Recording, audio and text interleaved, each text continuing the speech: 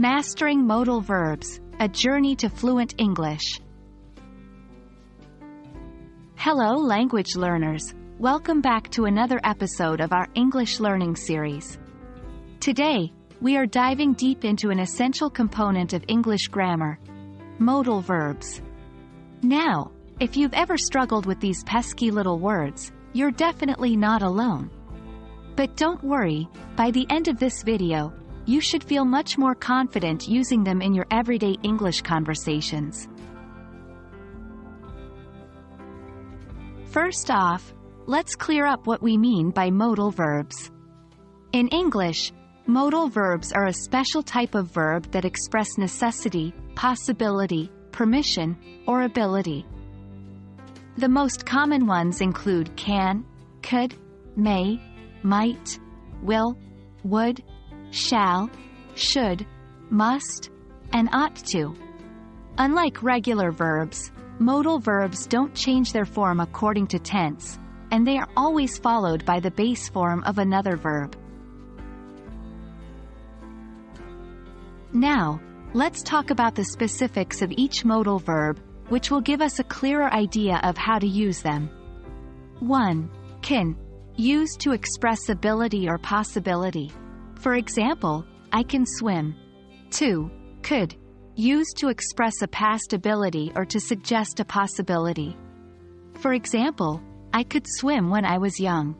3. May, used to express possibility or to ask for permission. For example, it may rain today. Or, may I leave the room? 4. Might, used to express a slight possibility or a hypothetical situation. For example, I might go to the party. 5. Will, used to express a future intention or prediction. For example, I will go to the grocery store later. 6. Would, used to talk about hypothetical situations or to make polite requests. For example, I would help if I could. 7. Shall, mostly used in formal English or in legal documents to express what is obligatory. For example, the tenant shall keep the premises in good condition. 8. Should, used to give advice or talk about what is right or correct. For example, you should eat your vegetables.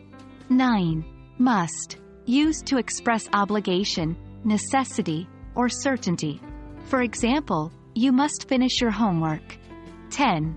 Ought to, similar to should, it is used to advise or suggest an action. For example, you ought to listen to your parents. Remember, these are just guidelines, and sometimes these verbs can have other meanings depending on the context. Mastering modal verbs involves plenty of practice. Here are a few tips to speed up the process. 1. Listen and repeat. Listen to native English speakers using modal verbs in conversation.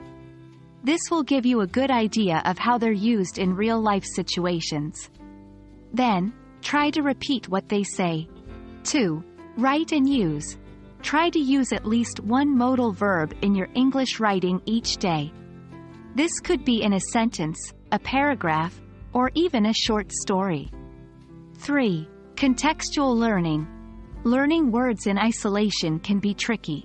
Try to learn modal verbs in context, i.e., in a sentence or a situation.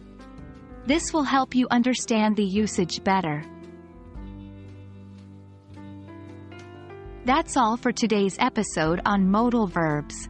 Remember, learning is a process. So, keep practicing.